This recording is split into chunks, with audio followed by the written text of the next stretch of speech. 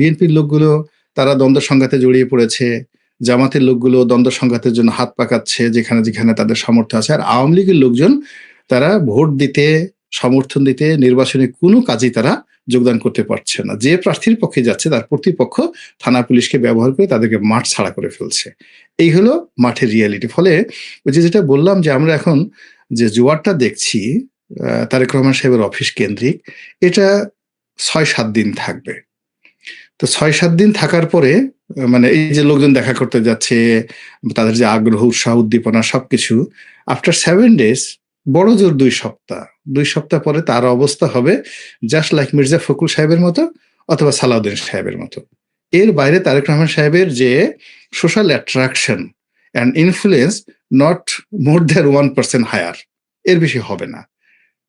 এই হলো বাস্তবতা। রনি ভাই, আপনাকে প্রথম প্রশ্নই যেটা করতে চাই সেটা হচ্ছে, একরকম মনে হচ্ছে কিনা যে নির্বাচনের পর আসলে বিএনপি জামায়াত একটা জাতীয় সরকার গঠিত হতে যাচ্ছে। জামায়াতের আমিরের রয়টার্সের সাক্ষাৎকার আর শোক জানাতে তারেক রহমানের সঙ্গে সাক্ষাতের পর বেরিয়ে এসে তিনি সংবাদ মাধ্যমকে যেটা বললেন, তাতে তো এই ইঙ্গিত স্পষ্ট, জাতীয় সরকার গঠন ছাড়া স্থিতিশীলতার উপায় নাই। বিষয়টা একরকম বিএনপিকে মেনে নিতে হচ্ছে, বা বিএনপি সেই কৌশলেই এগুচ্ছে বলে আপনার মনে হচ্ছে? হতে পারে, কিন্তু নির্বাচন তো এখনো আসলে অনেক দেরি। আমাদের দেশের এই মুহূর্তে যে রাজনৈতিক পরিবেশ এবং পরিস্থিতি, এখানে চতুষ্কোণ মানে 4টি দিক থেকে বিভিন্ন রকম বিপদ, আপদ, বালা, মুসিবত পুরো রাজনীতি এবং নির্বাচনের বিধি ব্যবস্থাকে জটিল করে তুলছে। নবনীত, আপনি বোঝার চেষ্টা করুন যে যখন রাজনীতিতে এবং নির্বাচনে কোনো একটি বিষয় চাপিয়ে দেওয়া হয়, প্রি সিলেক্ট করে দেওয়া হয়, তখন আর সেখানে নির্বাচনে কোনো আমেজ থাকে না। যেমন দেখা গেল যে এই সময়টিতে বাংলাদেশের সবাই ধরে নিয়েছে, মানে যারা খুব অলৌকিক বিশ্বাস করে, আল্লাহ রাসূলে বিশ্বাস করে, আকাশ থেকে কোনো ওহী আসবে বা কোনো দুর্ঘটনা ঘটবে, তাদের কথা আলাদা। কিন্তু সাধারণের মধ্যে একটা বিশ্বাস ছড়িয়ে পড়েছে যে বিএনপি পরবর্তী সরকার গঠন করবে এবং ব্রুট মেজরিটি নিয়ে।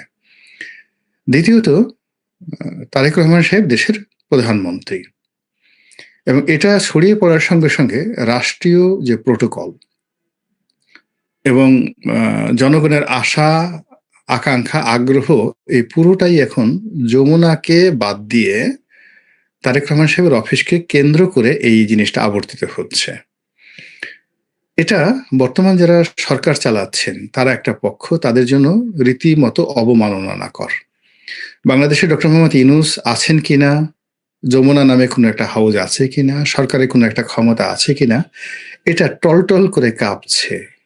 এখন বাংলাদেশটা আমরা যারা আছি, তারেক রহমান সাহেব কি করছেন, তার কন্যা কোথায় যাচ্ছেন, বেগম জিয়ার যে কাজের লোক ফাতেমা কোথায় যাচ্ছেন, বিড়ালটা আজকে কি খেলো, জেবু কি খেলো, এইগুলোর মানে যে ব্যাপারে মানুষের যে আগ্রহ, সেই আগ্রহের সঙ্গে কে মরে গেল, কে বেঁচে আছে, কে অসুস্থ, এই সমস্ত বিষয়গুলো নিয়ে এখন আর মানুষ চিন্তা ভাবনা করছে না। তারেক রহমান কেন্দ্রিক এবং বিএনপি কেন্দ্রিক যে স্রোত, এই স্রোতটা আমার কাছে মনে হচ্ছে প্রশান্ত মহাসাগরে বা আটলান্টিক মহাসাগরের যে সমুদ্র স্রোত, এই সমুদ্র স্রোতের মতো প্রবল।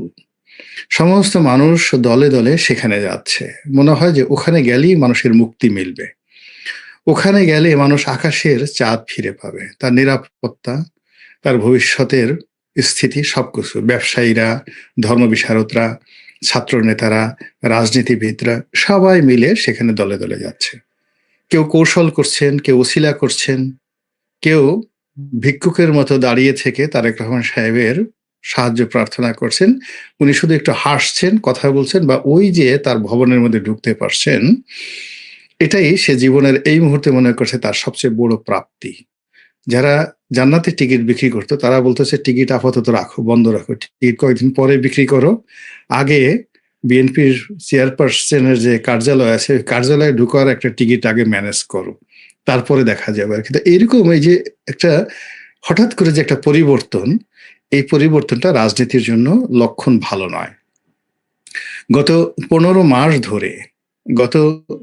মাস ধরে যে ন্যারেটিভগুলো তৈরি করা হয়েছে, যেখানে একটা মবের রাজত্ব, যেখানে ইউটিউবারদের কথা মতো বাংলাদেশের সবকিছু চলছে, যেখানে একজন প্রেস সেক্রেটারির কথা মতো রাষ্ট্র চলছে, যেখানে ধরে নেওয়া হচ্ছে যে এই সরকারের উপরে জামাতের একছত্র আধিপত্য আছে, যেখানে গত 15 মাস ধরে যে বিশ্বাস যে জামাত একটা এমিরেটস প্রতিষ্ঠা করবে, ইসলামিক স্টেট প্রতিষ্ঠা করবে, ইসলামিক প্রজাতন্ত্র প্রতিষ্ঠা করবে, এটা কি আফগানিস্তানের মতো হবে, তুরস্কের মতো হবে, নাকি পাকিস্তানের মতো হবে? এইগুলো নিয়ে জামাত চিন্তা ভাবনা করছে। গত 15 মাস ধরে প্রশাসন সর্বস্তরে জামাতের লোক জামাতই চালাচ্ছে। এই বিষয়গুলো 25 তারিখের পর থেকে, অর্থাৎ যেদিন তারেক রহমান সাহেব এলেন সেদিনের পর থেকে আজকের দিন পর্যন্ত পুরোটা মাটি চাপা পড়ে গেছে।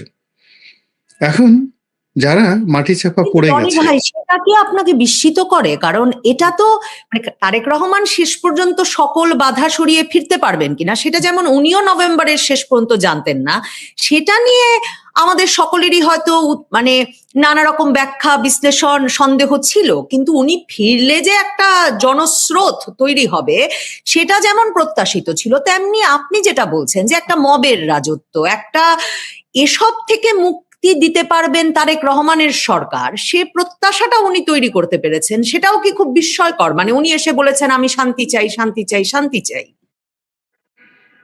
নবনীত, একটা জিনিস আপনাকে বলি, রাজনীতিতে বা যে কোনো জায়গায় জনপ্রিয়তা কখনোই একজন মানুষের জন্য অ্যাসেট নয়। জনপ্রিয়তা একটা লায়াবিলিটিস। 2 নম্বর হলো মানুষের আবেগ, আমাদের দেশের আবেগ 48 ঘন্টার বেশি থাকে না, এটা প্রমাণিত। যে কোনো বিষয়ে আপনাকে যদি সফল হতে হয় তাহলে আপনার সাংগঠনিক ভিত্তি, শক্তি থাকতে হবে। এক্ষেত্রে মানুষের জন্য সবচেয়ে প্রথম সম্পদ হলো তার মেধা, দ্বিতীয় সম্পদ হলো তার অভিজ্ঞতা, তৃতীয় সম্পদ হলো তার মেশিনারিজ, তার কাছে কি কি মেশিন আছে। এই মুহূর্তে বাংলাদেশের যে টাফ টাইম, মানে আমাদের প্রথম সমস্যা হলো অর্থনৈতিক ভিত্তিটা শেষ হয়ে গেছে। দ্বিতীয় সমস্যা হলো আন্তর্জাতিক দুনিয়াতে আমরা ইমেজ হারা হয়ে পড়েছি। মানে আমাদের এই দেশে এই মুহূর্তে আমাদের পাসপোর্ট, আমাদের কূটনৈতিক অবস্থা সব জায়গাতে আমরা রীতিমতো ফকির মিসকিনের পর্যায়ে পৌঁছে গেছি। আমাদেরকে কেউ এখন আন্তর্জাতিক দুনিয়ার সম্মান করে না। এটা হলো দ্বিতীয় সমস্যা। তৃতীয় সমস্যাটা হলো সামাজিক সমস্যা। আমাদের প্রত্যেকটা মানুষের মধ্যে নিরাপত্তা বোধের যে অবস্থা, আমরা কেউ যার যার অবস্থানে নিরাপদ মনে করছি না। যারা শহরে আছেন তারা গ্রামে যেতে পারছেন না, যারা গ্রামে আসছেন তারা শহরে আসতে পারছেন না, যারা দিনে কাজ করছেন তারা রাত্রে বেরোতে সাহস পাচ্ছেন না। এই যে 18 কোটি মানুষের মধ্যে যে নিরাপত্তাহীনতা, এই জায়গাগুলোকে মোকাবেলা করার জন্য পুলিশ, সেনাবাহিনী, রাষ্ট্রের কোনো প্রতিষ্ঠান, কোনো রাজনৈতিক দল কেউ সাংগঠনিকভাবে মানুষের বিশ্বাস এবং আস্থার যে জায়গাটা নাই, এটা হলো বাংলাদেশের বেসিক এবং ফান্ডামেন্টাল প্রবলেম। তারেক রহমান সাহেব বা ডক্টর শফিকুর রহমান বা জামাত কারোর হাতে কোনো ম্যাজিক্যাল পাওয়ার নেই, আলাদিনের চেরাক নেই। তাদেরকে এই রাষ্ট্রের বিভিন্ন সংস্থার উপর নির্ভর করে তারপরে কাজ করতে হবে। আপনি বোঝার চেষ্টা করুন, হবিগঞ্জের একটা থানাতে এটা ভাইরাল হয়ে গেছে, ওসির সামনে এসে কয়েকজন তরুণ এসে তারা প্রকাশ্যে বলছে যে এই থানা আমরা পুড়িয়ে দিয়েছি, আমরা ওই পুলিশের সাব ইন্সপেক্টরকে পুড়িয়ে মেরেছি। এবং এই কথা বলার পরে অবনত মস্তকে অসহায় মজলুমের মতো একজন ওসি পিট করে তাকাচ্ছে। তো সেখানে তারেক রহমান সাহেব কি করবেন? নাথিং। কিসের শান্তি দেবেন? উনি তো ওনার নিজের যে নিরাপত্তা সেটা নিয়েই উনি নিশ্চিত হবেন আমার কাছে মনে হচ্ছে না। তো যেটা বলছিলাম যে এখানে জনগণের আবেগ, এখন যা কিছু চলছে আবেগ চলছে, এখন যা কিছু চলছে জনপ্রিয়তার লড়াই চলছে। কিন্তু এই জনপ্রিয়তার লড়াই নিয়ে যখন সাংগঠনিক হানাহানি হবে, মারামারি হবে, কাটাকাটি হবে, তো সেক্ষেত্রে যাদের সাংগঠনিক ভিত্তি আছে তারাই এখানে সফল হবে। সেক্ষেত্রে জামাতের যে শক্তিটা আছে সেই শক্তিটা আপনি জনপ্রিয়তা দিয়ে মোকাবেলা করতে পারবেন না। This is a regimental force. এখন জামাতের হয়তো 5% ভোটার আছে, জনপ্রিয়তা আছে, বিএনপির 35% আছে, কিন্তু রেজিমেন্টাল ফোর্সে আপনি তাদের যে ক্ষমতা আছে, যে ক্ষমতাটা এখন আসলে বিএনপির নেই।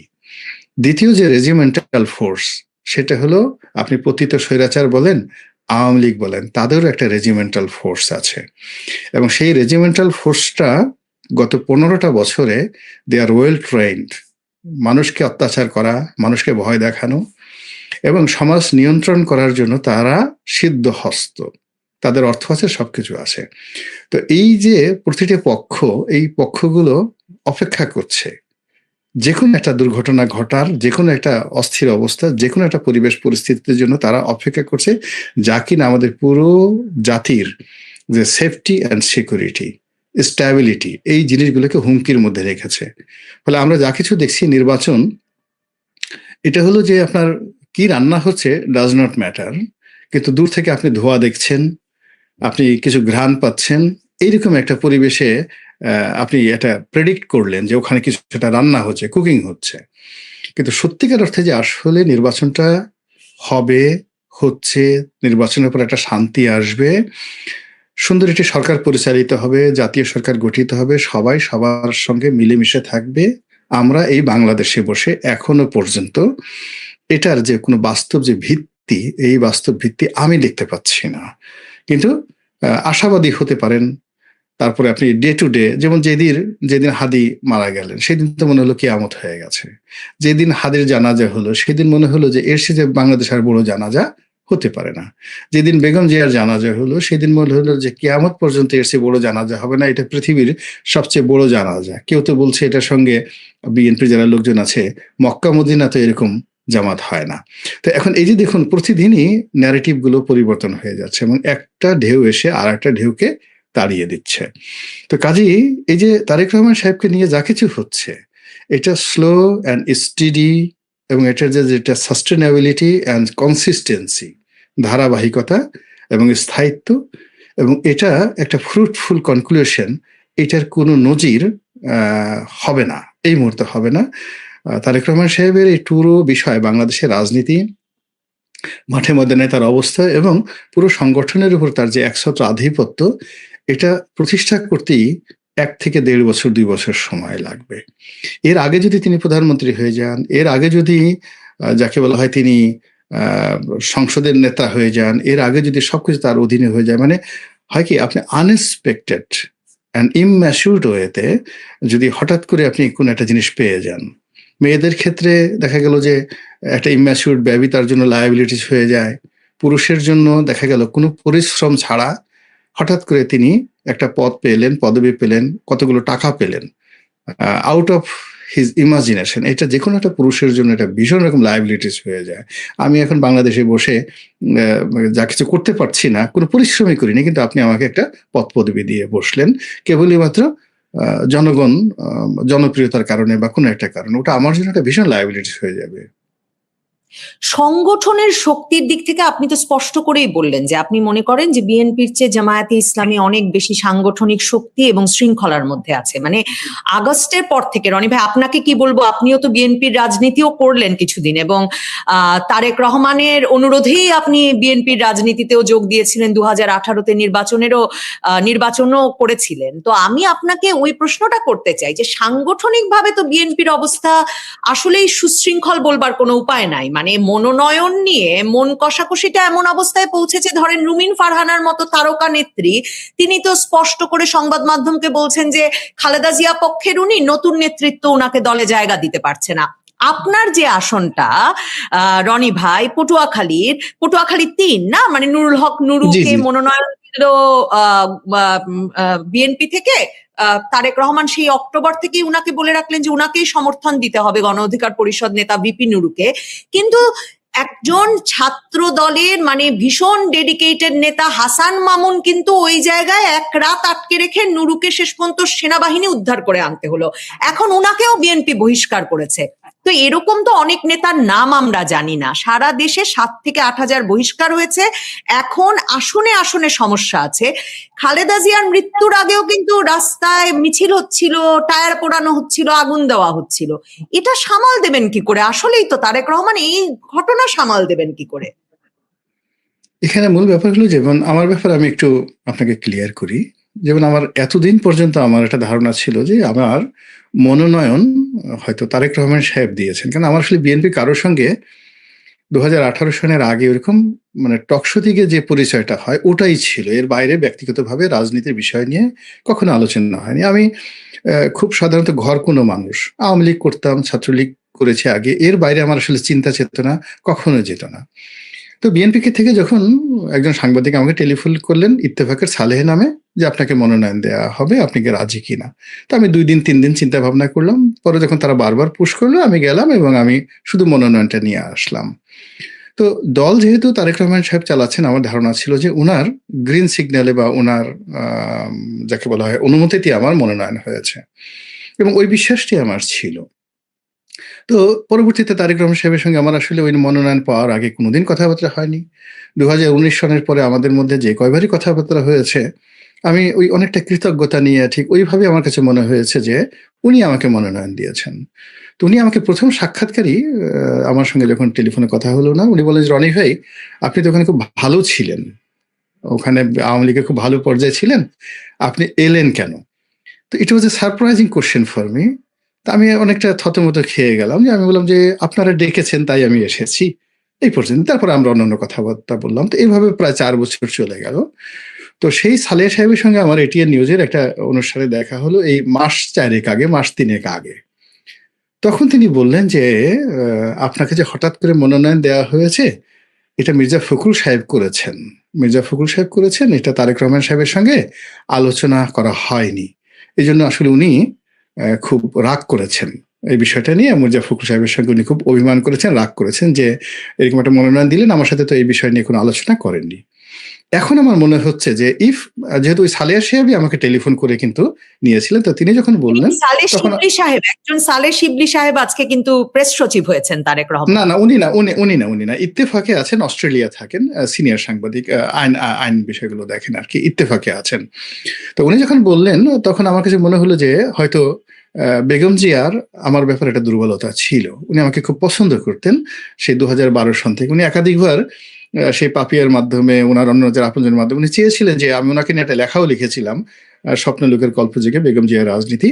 তো উনি যেকোনো ব্যাপারে হয়তো আমার কাছে এখন মনে হচ্ছে যে উনি মির্জা ফখরুল সাহেবকে বলেছেন যে, "দেখো রনি আসে কিনা, রনিকে মনোনয়ন দাও।" এইটা আমার কাছে মনে হচ্ছে। আর 2019 বা 20 সনের দিকে আমি যখন হঠাৎ করে একদিন দেখলাম যে উনি আমার কাছে জিজ্ঞাসা করলেন যে, "নুরু কেমন? নুরু কেমন?" তারেক রহমান সাহেব জিজ্ঞাসা করলেন আমাকে। তো আমি বললাম যে, "হ্যাঁ, নুরু তো ভালো প্রসপেক্টিভ, সব দিক থেকে ভালো প্রসপেক্টিভ।" তখনই আমার কাছে মনে হলো যে হয়তো নুরুকেই ভবিষ্যতে হয়তো উনি ওখানে চিন্তা ভাবনা করছেন। এবং আমি উনার সাথে কথা বলার পরে সঙ্গে, সঙ্গে নুরু যখন ভিপি হওয়ার সঙ্গে, সঙ্গে আমি মানে একটা স্ট্যাটাস দিলাম যে, "গলাচিপা 10 মিনার ভবিষ্যৎ এমপি।" এবং তখন থেকে আমার কাছে মনে হচ্ছে যে হয় কি, আপনি যে প্ল্যাটফর্মে থাকবেন সেই প্ল্যাটফর্মে আপনার কতটুকু অবস্থান আছে সেটা বুঝতে হবে। তো আমি ওই জিনিসটা যখন বুঝতে পারলাম 2019 সনে যে এখানে জনাব তারেক রহমান সাহেবের যে পছন্দের তালিকায় নুরু আছেন। হয়তো আমাকে তিনি পছন্দ করেছেন একটা বিশেষ জায়গাতে। তখন আমার কাছে মনে হলো যে 2018 সনের আওয়ামী লীগের একজন আলোচিত সংসদ সদস্য, জনপ্রিয় মিডিয়াতে যে জনপ্রিয় একটা মুখ, তাকে দলের মধ্যে ঢুকাতে পারাটা তাদের একটা পলিটিক্যাল বিজয় ছিল। বিজয়ের কাজ শেষ। রাজনৈতিক দলগুলো যা করে সেটা হলো আপনার যখন প্রয়োজন শেষ হয় আপনাকে ছুঁড়ে ফেলে দেয়।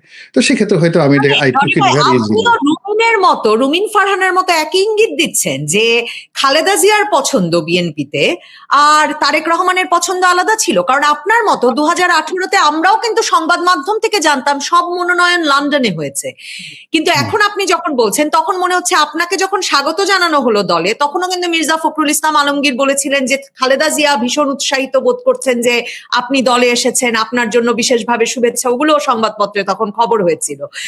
তার মানে কি, মানে রুমিনও যে ইঙ্গিত করছে আপনিও কি মানে সেই ইঙ্গিতের সঙ্গে একমত যে বিএনপিতে এমন ভাগ আছে এবং তারেক রহমানের তো এখন সব ভাগকে এক ভাগে পরিণত করতে হবে?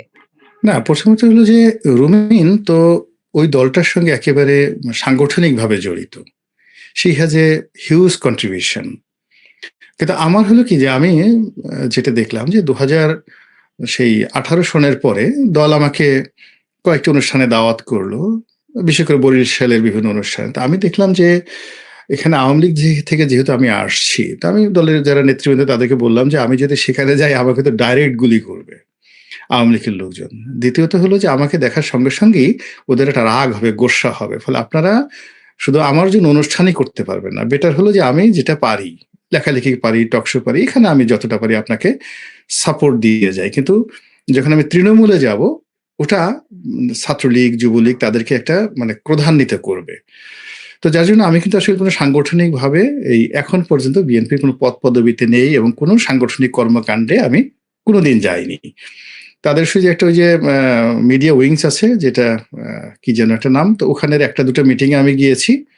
তারপরে তাদের একটা পররাষ্ট্র একটা কি বিষয় ছিল, 2-3টা মিটিংয়ে আমি, তাও আবার তারেক রহমান সাহেব ডিজায়ার করেছিলেন, মনে এজন্য হয় গেছি। এই যে ফলে নুরুকেও তো বিএনপির নেতৃবৃন্দ মেনে নিতে পারছেন না, বিএনপির নেতা কর্মী সমর্থকেরা ওখানে মানতে পারছেন না, কারণ তাদের কথা হচ্ছে তারা ধানের শীষ চান, তারা বিএনপির মানে খাঁটি ওখানে বিএনপি চান।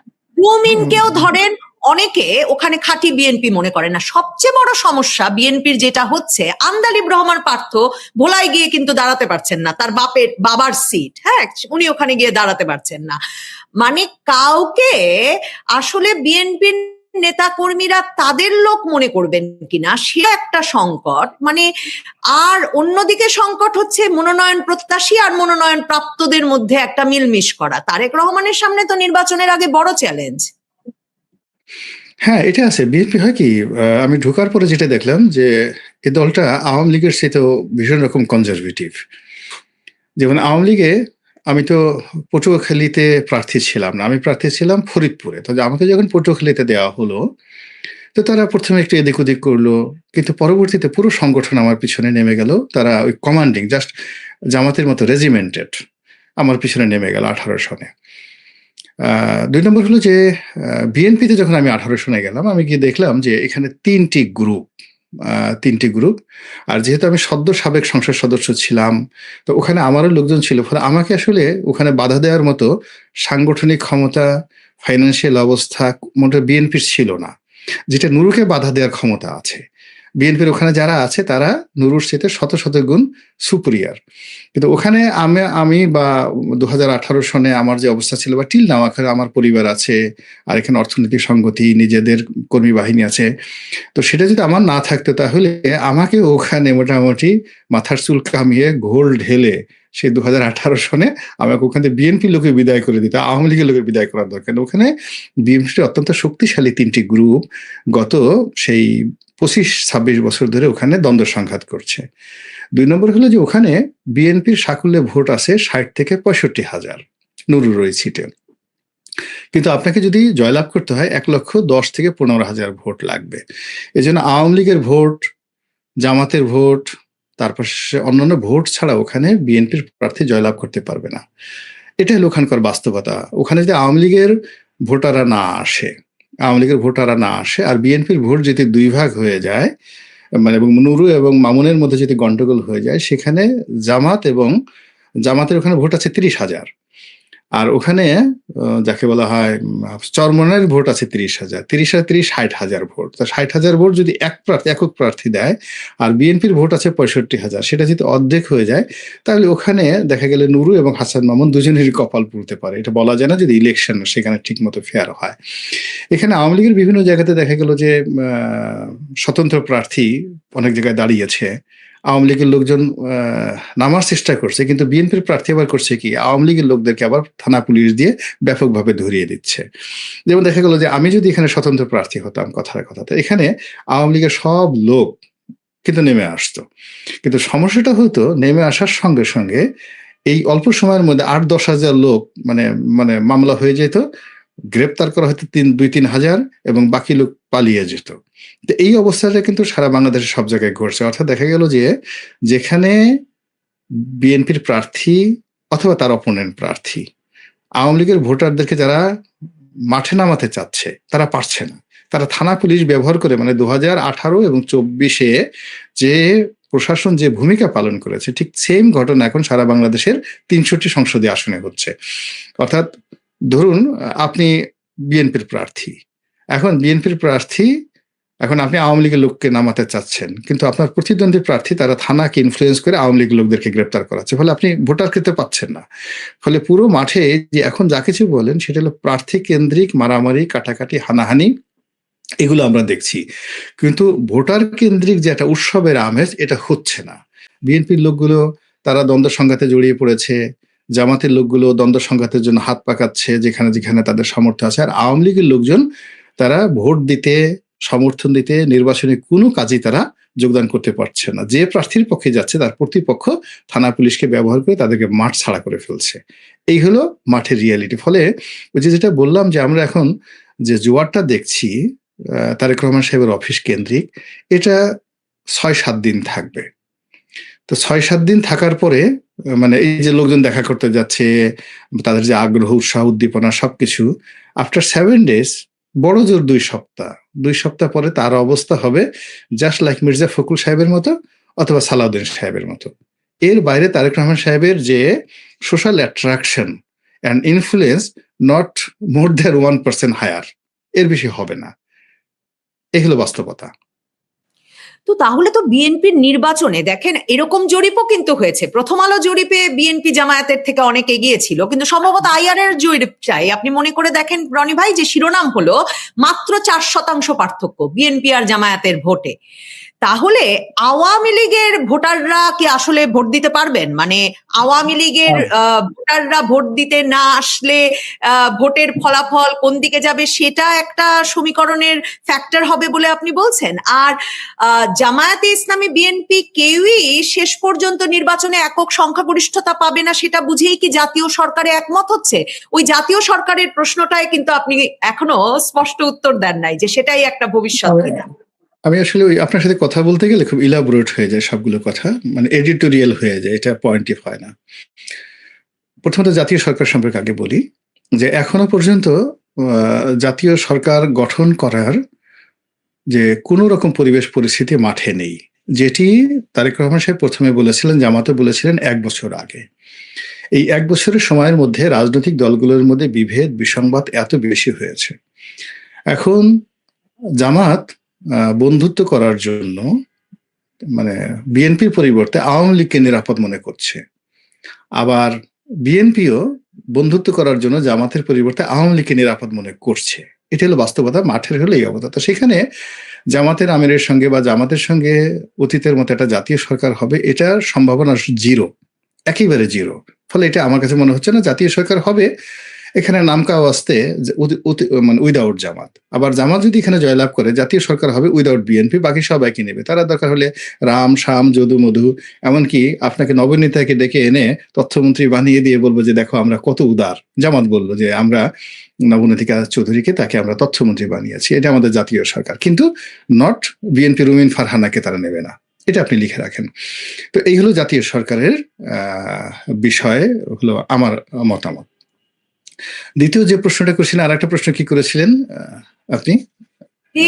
যে জামাত বিএনপির তো অনেক জরিপে দেখা গেছে যে ভোটের পার্থক্য। আচ্ছা, বুঝতে পারছি। এখানে সবচেয়ে বড় ব্যাপার হলো আপনি বোঝার চেষ্টা করুন, যেদিন থেকে বাংলাদেশে প্রথম আলো এবং ডেইলি স্টার প্রতিষ্ঠিত হয়েছে সেই দিন থেকে আমাদের দেশের যে মানুষ ইন্টেলেকচুয়ালি করাপ্টেড হতে শুরু করেছে। আমাদের এই দেশে ফিজিক্যাল ডিসঅনেস্টি, তারপরে ফাইন্যান্সিয়াল ডিসঅনেস্টি, পলিটিক্যাল ডিসঅনেস্টির চাইতে ইন্টেলেকচুয়াল ডিসঅনেস্টিটা মানে মহামারী আকারে ছড়িয়ে পড়েছে অনেক বেশি। আমাদের দেশের মানুষ চারিত্রিকভাবে যত খারাপ, অর্থনৈতিকভাবে যত খারাপ, তার চেয়ে মন্দ চিন্তা করার মানুষ, দুষ্ট বুদ্ধির মানুষ বেশি। আর এই কাজটা নেতৃত্ব দিয়ে প্রথম আলো ডেইলি স্টার এই কাজটি করেছে। তাদের হয়তো অত লোকজন নেই, কিন্তু যারা সমাজকে ডমিনেট করে, সেই সচিবালয়, এনজিও থেকে শুরু করে বিভিন্ন জায়গাতে, এই জায়গাতে মন্দ চিন্তা করার জন্য যা উপকরণ দরকার এই ডেইলি স্টার প্রথম আলো প্রথম দিন থেকে করে আসছে। এদের কারণে কিন্তু বিএনপি ডুবেছে 91 মানে পরবর্তী মানে 2001 থেকে 2006 পর্যন্ত বিএনপির যে পতন এবং তাদের যে পলিটিক্যাল ক্যারেক্টার নষ্ট হয়ে প্রত্যেকটা সম্ভাবনা নষ্ট হয়ে গেছে এদের কারণে। এদের কারণে আওয়ামী লীগ সরকারের পতন হয়েছে 96 থেকে 2001। এদের কারণে 111 এসছে। মানে এরা রাজনীতিবিদদেরকে যেখানে প্রশংসা দরকার সেখানে তারা ভর্ৎসনা করেছে, আর যেখানে ভর্ৎসনা দরকার সেখানে প্রশংসা করেছে। আপনি বোঝার চেষ্টা করুন, প্রথম আলো এবং ডেইলি স্টারের যে ইন্টেলেকচুয়াল ডিসঅনেস্টি, সেই ডিসঅনেস্টি দিয়ে তারা যে জরিপগুলো করেছে, তার সঙ্গে সঙ্গে আইআরআই যে জরিপগুলো করেছে, এটা পুরো রাজনীতিটাকে আরো জটিল করে তুলেছে এবং এই রাজনীতির সিদ্ধান্ত দেশের পরিবর্তে তারা স্পর্শকাতর সেনাবাহিনী, পুলিশ বাহিনী, পাকিস্তান, ভারত, আমেরিকা এই সমস্ত পরাশক্তিগুলোর হাতে তারা বাংলাদেশের রাজনীতির সিদ্ধান্তটা তুলে দিয়েছে। ফলে এই যে প্রথম আলোর যে জরিপ এবং আয়ের জরিপ, ডেইলি স্টারের যে সকল মানে ন্যারেটিভ তৈরি হয়েছে গত 15 মাসে, এটা আমাদের রাজনীতির 1% ইন্ডিকেট করে না, বরং তারা যে কাজগুলো করেছে একেবারে উদ্দেশ্য পরিণতভাবে। তারা যেভাবে ডক্টর মোহাম্মদ ইউনূসকে প্রশংসা করতে গিয়ে ইউনূসের 12টা বাজিয়েছেন, এখন আবার তারেক রহমান সাহেব আসার আগে তারা নজিরবিহীনভাবে এই তারেক রহমান সাহেবের আসার আগে যে অনুষ্ঠান হয়েছে সেই অনুষ্ঠানে উপস্থিত, তাকে ভবিষ্যৎ প্রধানমন্ত্রী, সরকার গঠন যে সকল কথাবার্তা বলছে, সেই কথাবার্তাগুলো আসলে বিএনপিকে আগামী দিনে বিপদে ফেলবে।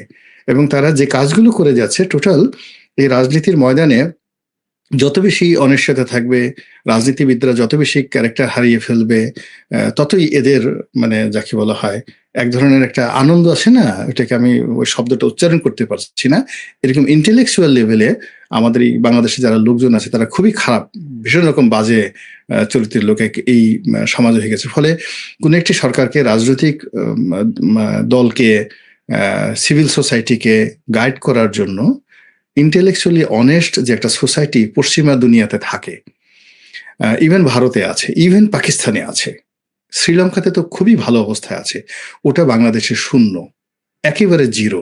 এখানে আপনি যার কাছে যাবেন, জ্ঞানী হিসেবে, বুদ্ধিমান হিসেবে যার কাছে যাবেন, এরাই আপনাকে একটা মন্দ বুদ্ধি দিয়ে দেবে। ভালো ভালো কথা বলতেছে, ওই ইনু সাহেবের সাথে খাতির করে বিভিন্ন জরিপ করার জন্য, এক একটা জরিপ করার জন্য 70 কোটি 80 কোটি টাকা সরকারের কাছ থেকে নিয়ে বিভিন্ন প্রতিষ্ঠানের কাছে নিয়ে এমন একটা জরিপ করে দিয়েছে যেটা নিয়ে সরকারের বিপদে পড়ছে। দিয়ে আর ওয়ার কনফিডেন্ট, তাদেরকে একসাথে বলা হয়েছে আপনাদের কিংস পার্টি ভালো করবে, আপনাদের ছেলেগুলো ভালো করবে। আদারওয়াইজ ডক্টর মোহাম্মদ ইউনূসের এতে প্ল্যান ছিল না, এই প্ল্যানগুলো এরাই তো এই কাজগুলো করেছে। করার পর এখন দেখেন বেচারা ইউনূস সাহেব বা এই কিংস পার্টি যারা নতুন নতুন ছেলেরা, আপনি নাহিদ বলেন, নাহিদের মতো ছেলে একটা মন্ত্রিত্ব ছেড়ে দিয়ে সে দল করছে, ওর কতটা কনফিডেন্স ছিল, 100% কনফিডেন্স ছিল।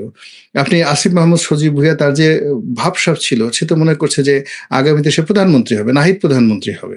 এখন সজীব ভুঁইয়া প্রধানমন্ত্রী হবে, নাহিদ হবে।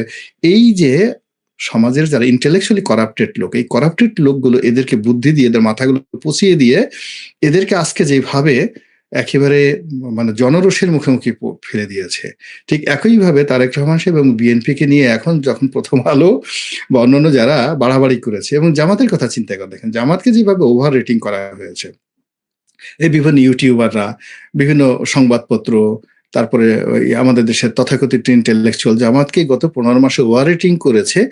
এখন দেখা যাচ্ছে যে একটা সিঙ্গেল সিটে যে তারা পাশ করে আসবে ডাইরেক্টলি ফেস করে, এই অবস্থা জামাতের নেই।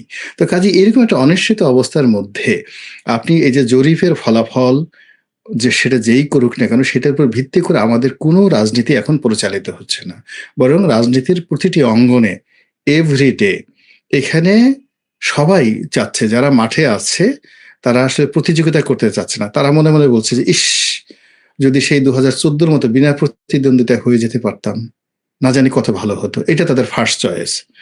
দ্বিতীয় চয়েস হলো যে ইস, যদি 2018 মতো ওইভাবে কেউ এসে রাতে আমাদের ভোটগুলো কেটে দিয়ে তারপরের দিন আমাকে ডিক্লেয়ার করে দিত, সকালবেলা ঘুম থেকে জেগে দেখতাম আমি এমপি হয়ে গেছি, না জানি কত ভালো হতো। তারপরে চিন্তা করছে আখের বয়সে ওটা না হোক, নিদেন পক্ষে যদি আমি নির্বাচনের মতো 2024 সনে এরকম নির্বাচনী হয়ে আমাকে এইভাবে এমপি মন্ত্রী বানানো দিয়ে যেত, বিশ্বাস করেন এই 3টা নির্বাচনের সেই যে ফর্মুলা, এই ফর্মুলা এখন প্রার্থীদের মনের মধ্যে স্বপ্ন। জাস্ট লাইক ছোটকালে যেভাবে মানুষ পরি বিয়ে করার জন্য পাগল হয়ে যেত, যে আমি বাগানে বসে থাকবো, পরি আসবে আমাকে এখান থেকে উড়িয়ে নিয়ে যাবে পরিস্থানে, তারপরে আমাকে বিয়ে থা করে সেই পরিস্থানের রাজসিংহাসনে বসাই দেবে, এইরকম একটা যে কিশোর বয়সের যে চিন্তা ছিল গ্রামের ছেলে মেয়েদের, ঠিক এইরকম এখন যারা মাঠে প্রার্থী, তারা মাঠের যে বাস্তবতা তারা চিন্তা করছে, ইস যদি 2014 হতো, 2018 হতো, 2024 হতো। এটা হলো মাঠের বাস্তবতা। কিন্তু নির্বাচনের যে এটা আবহাওয়া, পরিবেশ, পরিস্থিতি, এটা মোকাবেলা করে, প্রতিদ্বন্দ্বিতা করে, নির্বাচনে জয়লাভ করে, মাথার ঘাম পায়ে ফেলে, জনগণের মন জয় করে, সত্যিকার অর্থে বীরের মতো মানে একজন সংসদ সদস্য হতে চায়, আমি, আল্লাহ আমাকে মাফ করুক, আমি এখন পর্যন্ত একজনের মধ্যে এই অভিলাষটা দেখিনি। বরং প্রায় সব প্রার্থী যাদের সঙ্গে আমার কথা হচ্ছে, এক নম্বর প্রশ্ন হলো যে রনি ভাই বা রনি, নির্বাচন হবে তো আজকের এই দিনে? আপনার সঙ্গে যখন নির্বাচন হবে, নির্বাচন হবে। মানে এই কথাটা হলো তারা জিজ্ঞাসা করছে প্রার্থীরা আজকের দিনে। আপনার জয়লাভ বা অন্য সবার ব্যাপার হলো যে আজকের দিনে আমার সঙ্গে যখনই কোনো প্রার্থী দেখা হচ্ছে, সাক্ষাৎ হচ্ছে, তারা বলছে যে ভাই নির্বাচন হবে তো শেষ পর্যন্ত। তো বোঝার চেষ্টা করুন যে বিশ্বাস অবিশ্বাসের জায়গাটা কোথায় চলে গেছে। ফলে যা কিছু শুনছি তা সত্য নয়, যা কিছু দেখছি তা বাস্তব নয়, আর যা কিছু কল্পনা করছি তার সঙ্গে এই গাঙ্গেয় বদ্বীপের আকাশ বাতাস জমিনের কোনো মিল নেই। এই হলো বাস্তবতা। অসংখ্য ধন্যবাদ। আমি শেষ করব, শেষ প্রশ্ন, মানে নির্বাচন হবে কিনা সেই উত্তরও আপনি দিলেন, কিন্তু তারেক রহমানের বাংলাদেশে ফেরা মানে নির্বাচনটা হতে হবে, সেটা বিশ্বাস করবার ক্ষেত্রে আমি একটা যুক্তি হিসেবে দেখি, উনি যে বিপুল নিরাপত্তা নিয়ে ঘুরছেন এখন, বা উনার নিরাপত্তার জন্য যে পরিমাণ সেনা সদস্য থেকে যে পরিমাণ নিরাপত্তার ব্যবস্থা করছে হচ্ছে, একটা নির্বাচন হয়ে উনি যদি প্রধানমন্ত্রী না হন, তাহলে আসলে উনার পক্ষে বাংলাদেশে নিরাপদ থেকে অবস্থান করাটাই একরকমের মুশকিল হয়ে পড়বে কিনা, মানে সেই হিসাব থেকেও একটা নির্বাচন তো বিএনপিকে আদায় করতেই হবে।